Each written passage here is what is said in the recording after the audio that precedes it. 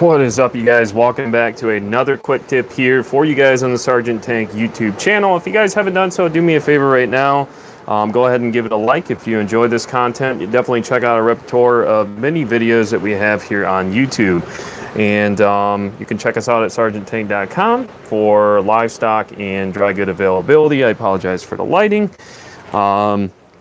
Just gonna talk a little bit about some of the simplified ways and methodology when it comes to breeding. Specifically, take a look at a couple of examples, and again, this will be a shorter live stream, but I'm here to try to support and answer questions that you guys may have as well. So we got Mile High Plecos, Heather Nielsen, Dank Tanks, Andrew, how you doing? Turbo Fish, Daryl Deemer. We got Joel in the house first. Chris 1. Let's see here. Oh, look, it's that wannabe Pleco breeder. Something like that. So, again, we typically breed, and when I say we, it's me. Anyway, typically breed between 40 and 50 different species each year. Just depends on what my interests are. So with that being said, I'm going to go ahead and flip the camera around and just show you guys once again, if anybody new to the channel, I definitely appreciate it. Feel free to go ahead and subscribe, turn on those post notifications for all updates so you can get all these future updates, and when I start to actually put out edited content again, that will be there available for you guys so you don't miss it. And there is a lot of tips and tricks and different things that I share here on the channel, and not only through live stream but also edited content as well, if that is something that you're more into. And you'll see here one of our large rack systems, again, just putting emphasis on the fact if you are new to the channel and you may haven't seen this in other videos. This is one of our 3 fish rooms, so this is the largest of the 3, and you can see that there's various size tanks. So one of the first things I want to point out is, and the question is oftentimes asked is, Jeremy, do you need a large fish room in order to be sustainable when it comes to fish breeding? And the simple answer to that is absolutely not.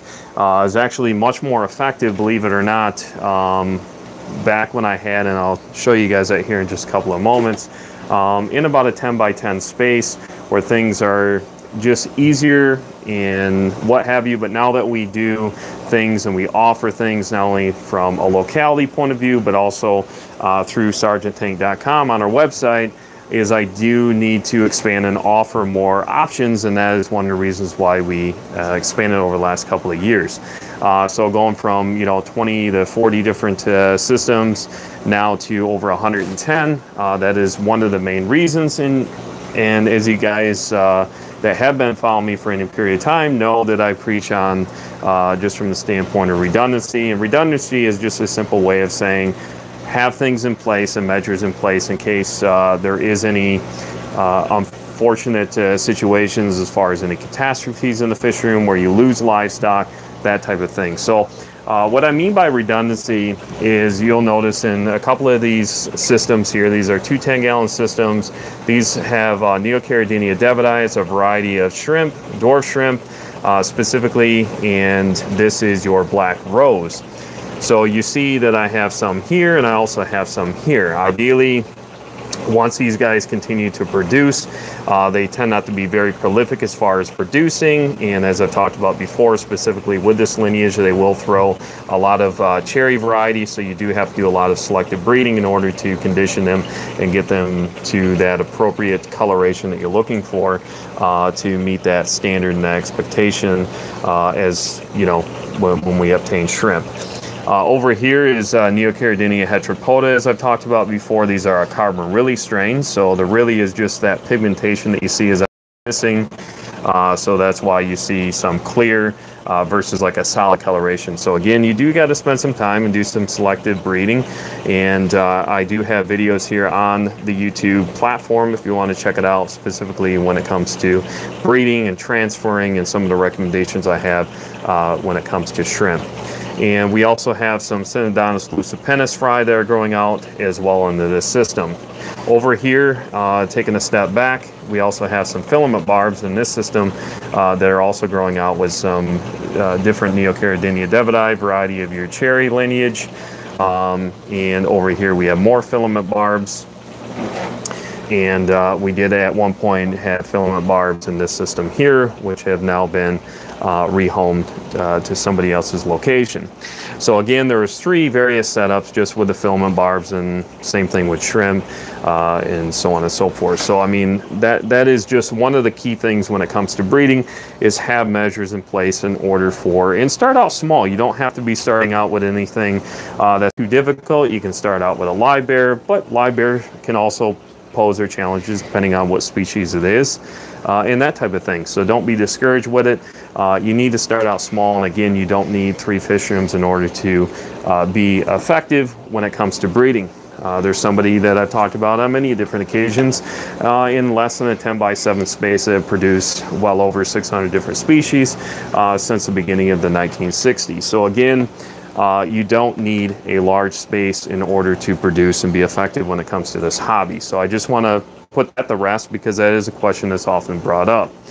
And when it comes to some tips that I want to share with you guys, again, based on the title of this live stream, and just pointing out, and this is something I have talked about, and I'm really trying to simplify this for you guys. I am a person of numbers.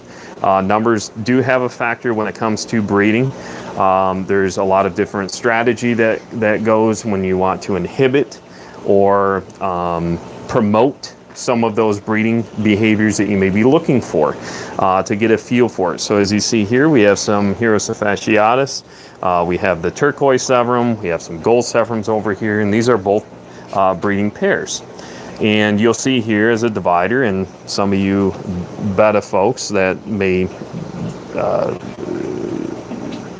realize as far as dividing, there's certain reasons why I do that.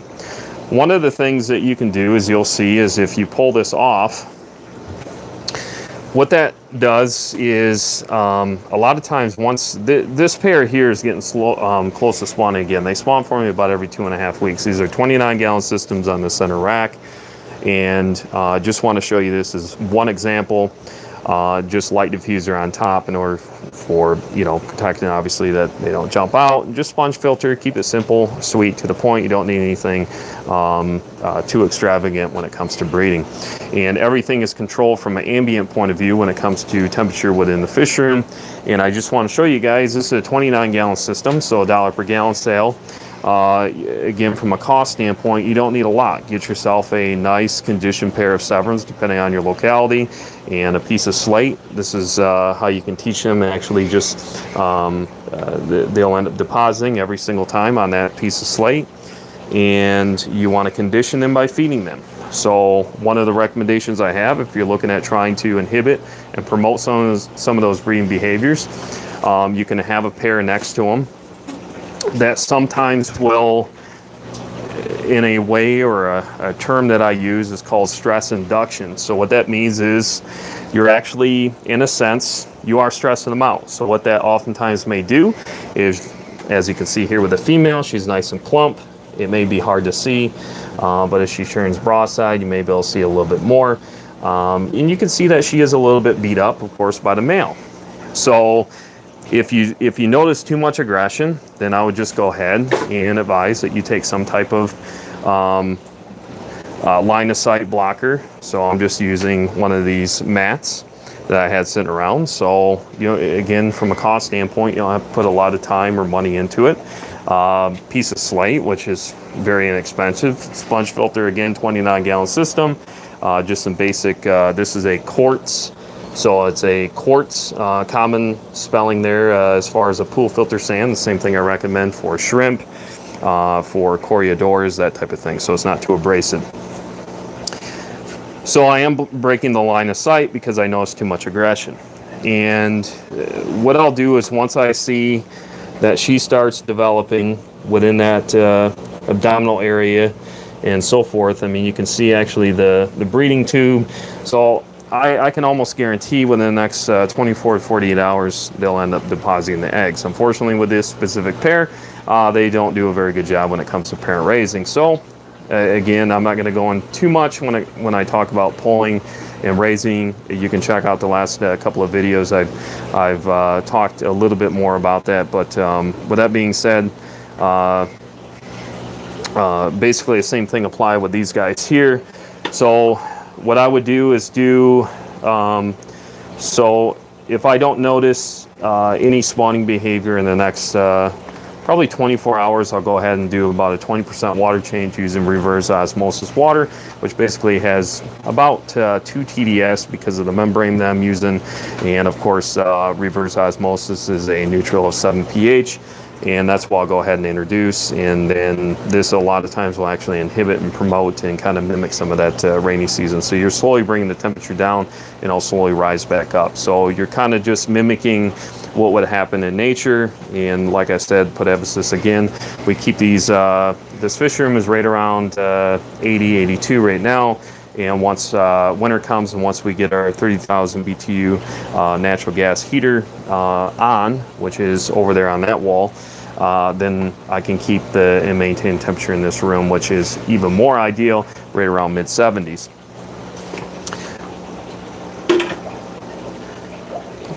If you want to do some type of catfish, such as your Synodontis, these are your lucipinnis, oftentimes referred to as dwarf petricola. Same thing would apply with your multipentatus and that type of thing. So again, I've shared this before. You can just use, you can pick these up at the dollar store, line them with the bottom with some sort of marbles, smooth stone, nothing too abrasive.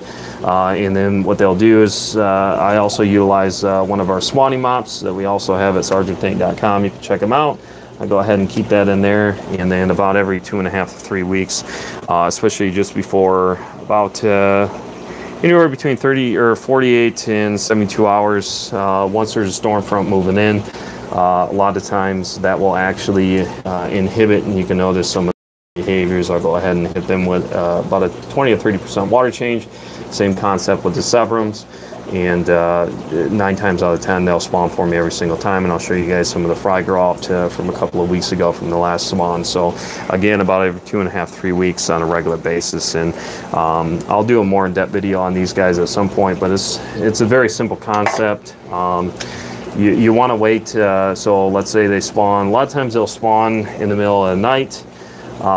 So if you notice where they're going in and out, don't be alarmed.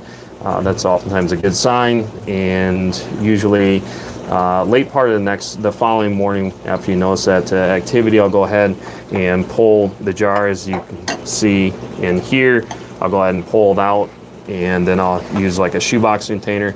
I'm trying to do this one hand to show you guys, but hopefully you can kind of understand the concept, and then you'll slowly dump it out, of course, without causing issues to the eggs, and you won't want to dump the marbles or the stone or whatever you're using inside the shoebox container, whatever type of flat container that you're going to be using.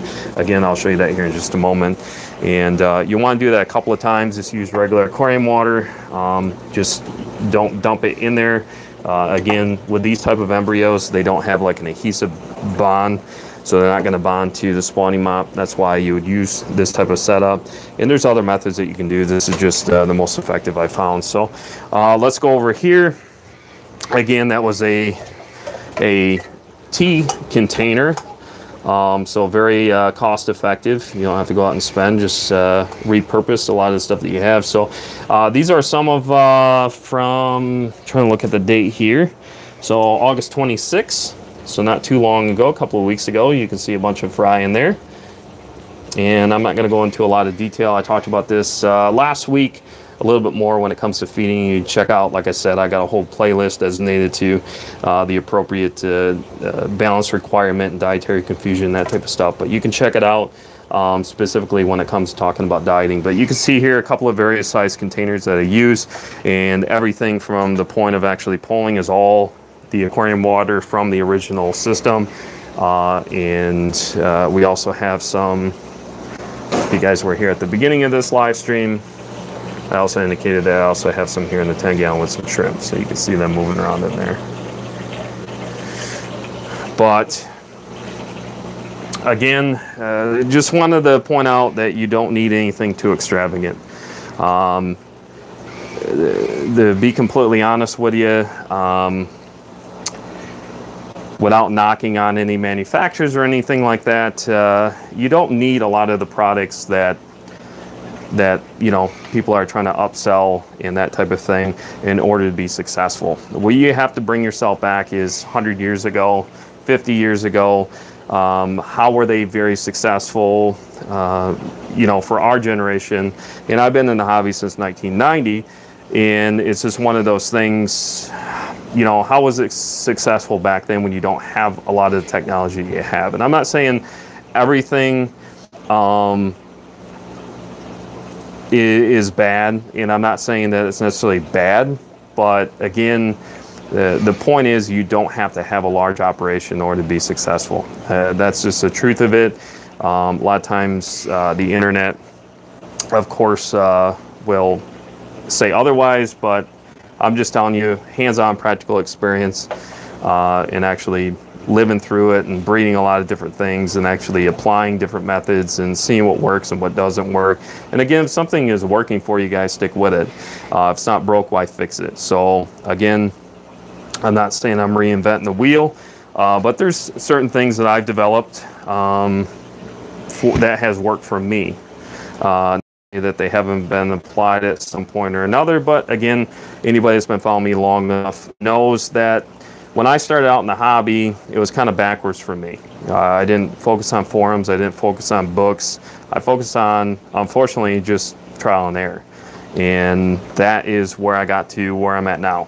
And now being a part of a community, being a part of a local club, and now being able to further my knowledge and understanding just by seeing some of the tactics that other folks have applied, and then see if it works, if it doesn't work, if there's a twist I want to put on it, again, to try to make it a little bit more simplified, then that would be something that I would oftentimes share with you guys here on the platform, in hopes that it would help you guys be maybe a little bit more successful. Let's see. Candy, how are you? Rich Andy, hello. I'm quick scrolling through chat, you guys. We got Mike with Mass Aquariums. How you doing, buddy?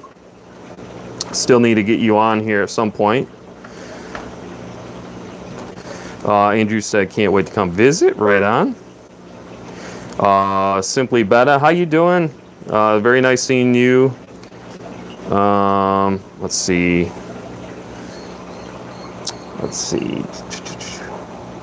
Trial and error is a great way to learn, absolutely. So I never want to, and I think maybe that's why I grew the way that I did, because of the transparency. I'm not trying to tickle anybody's ears and tell them, you know, what they want to hear. So trust me, I've had plenty of failures, and I've shared those failures with you guys. I don't go out of my way to make a video, clickbaity type stuff, and I'm not, you know, pointing out anybody in particular. I'm just telling you that's just not my style, and it never will be.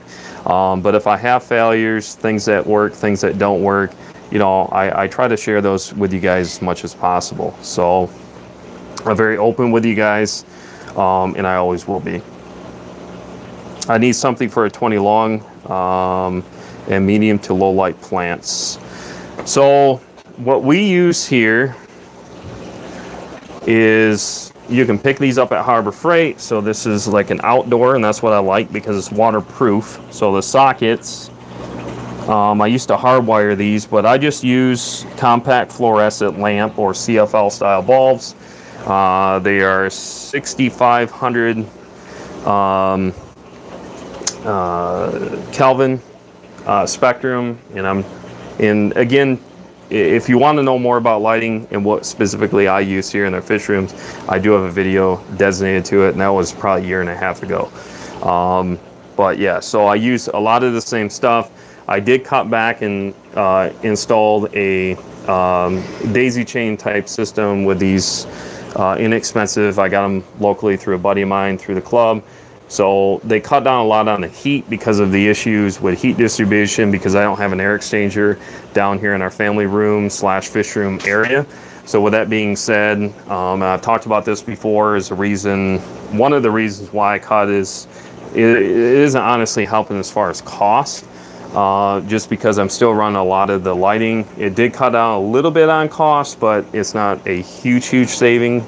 It was more for the heat distribution because of these other lights I use. Of course, with heat rising, these are always going to be warmer than my bottom system. So that was one of the reasons here to try to help reduce some of those excess heat issues within the water, is just from that standpoint. So hopefully that makes sense. Yep, I've heard, Charlie. Yep, great advice. Aqua-Needs. I personally haven't used them. However, I've heard a lot of people that have used them and have had good success with it. So, Jeffro, how you doing, buddy? Let's see. All right, you guys. So I'm gonna go ahead and flip the camera back around. Let me show you guys real quick. Whoop. I did tell you guys I would show you at the beginning. So we'll just kind of close things out here. Hopefully the lighting isn't, hopefully the fan that I have running isn't too bad. With my mic it may be, but so again, a lot of redundancy, you know. Honestly, I don't know. You guys will have to let me know down in the comment section if you've paid attention enough when I've done a walk around to see exactly how many tanks I have going, because I stopped counting. I honestly don't know. I'll say around 110, a little bit more. It could be a little bit less. I'm not quite sure. But again, check out a lot of the livestock that we have available. I would rather provide it to you guys here through the community and have you guys be able to be in possession of something, just in case if I ever need to track it down later on. If I decide to get out of a certain species, I'd rather deal with somebody through the community. That's one of the reasons why. But again, this stuff next month, towards the end of the month, when we have our large annual auction here in the Grand Rapids, Michigan market through the Grand Valley Aquarium Club, a lot of the stuff that I've been showing you guys will be going into that auction. So I have reduced the prices on some of the endlers, Limia vitata, trying to think what else is on there, the Ancestors Placos, both juveniles and the reverse trio, or I'm sorry, the trios that we also have available on there. We'll be getting more assassin snails in for you guys, and those will be added to the site hopefully by the first of next week, or even by this weekend. And I'm sure there's other things I'm missing, but you can check out sargeting.com. I definitely appreciate it. Thank you guys again for all the support that you guys provide. And as always, I really enjoy continuing this conversation down in the comments. So with that being said, you guys, as always, stay encouraged, keep on keeping on, happy fishing, and I'll talk to you guys right back here on the next one.